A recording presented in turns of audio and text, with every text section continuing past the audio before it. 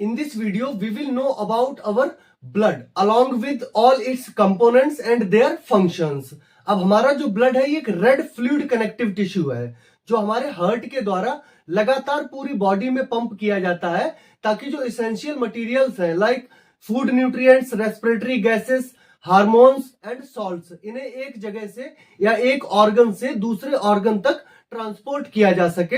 हमारे ब्लड में 4 main components होते हैं, plasma, red blood sales, white blood cells and platelets, जिनके द्वारा ये सभी फंक्शंस परफॉर्म किए जाते हैं। So first component of our blood is plasma. अब हमारा ब्लड फ्लूइड और लिक्विड स्टेट में होता है क्योंकि प्लाज्मा कंटेन्स 90% वाटर।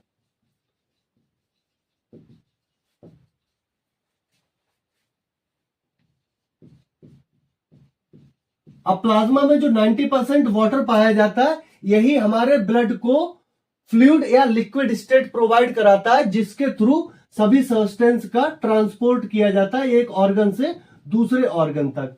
हमारी सेल्स रेस्पिरेशन के through carbon dioxide gas release करती हैं। That carbon dioxide need to be excreted out of our body.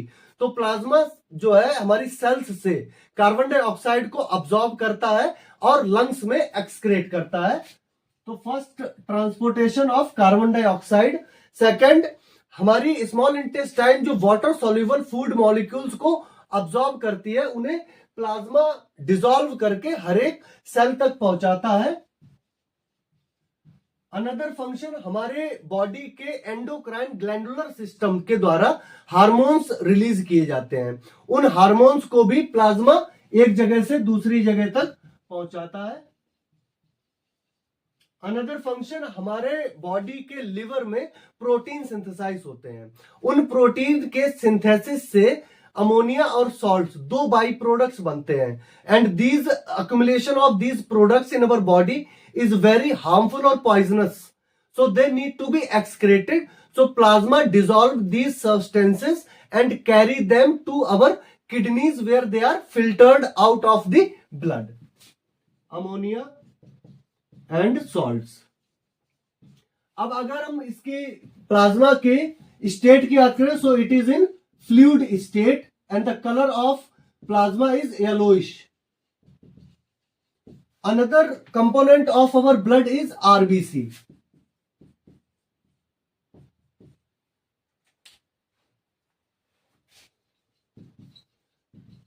RBCs are red blood cells और इनका जो रेड कलर होता है, this red colour is due to the presence of a red pigment that is called haemoglobin.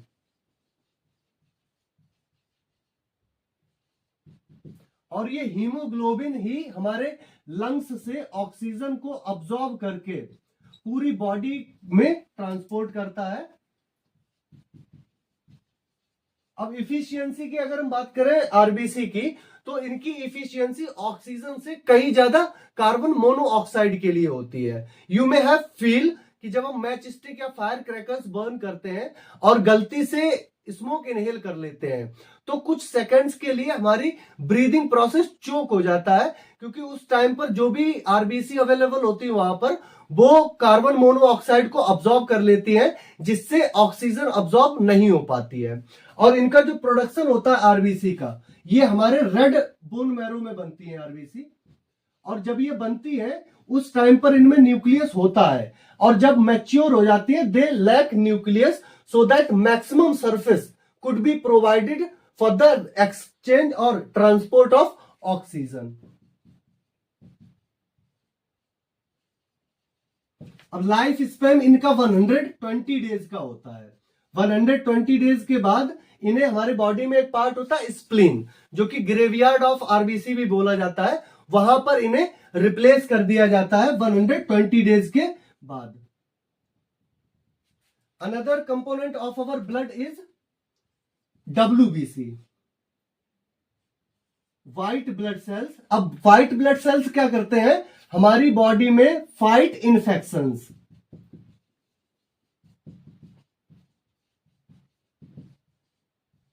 and protect us from intruders or pathogens.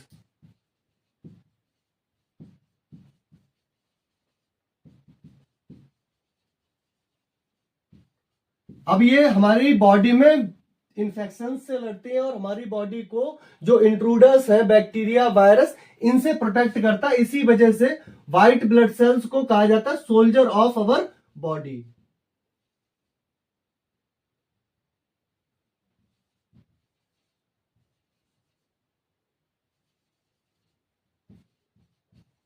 इनमें दो तरह की sales पाई जाती हैं। First, phagocytes, another one immunocytes. अब phagocytes क्या करती हैं, ये जो भी फॉरेन बॉडीज या हमारी डेड सेल्स के जो रिमेन पार्ट्स होते हैं उन्हें ईट करती हैं, मतलब कंज्यूम करती हैं, खा जाती हैं, जिस वजह से इन्हें ईटर्स बोला जाता है। और इम्यूनोसाइट्स क्या करते हैं, ये एंटीबॉडीज प्रोड्यूस करते हैं।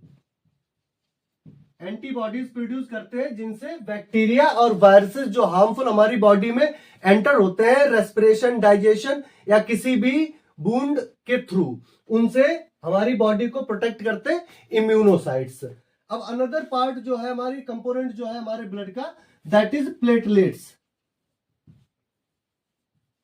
अब हमारी बॉडी में प्लेटलेट्स का फंक्शन होता है क्लॉटिंग ऑफ द ब्लड।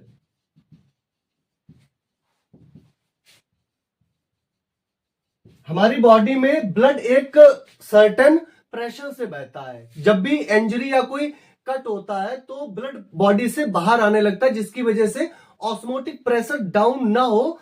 तो ये प्लेटलेट्स क्या करते हैं कि इंजरी की साइट पर जाकर क्लॉट फॉर्म करती हैं, ताकि जो ब्लड है बॉडी के बाहर ना जा सके और ऑस्मोटिक प्रेशर को मेंटेन करके रखा जा सके। So this is about our blood. Further we will know how this blood is pumped throughout our body.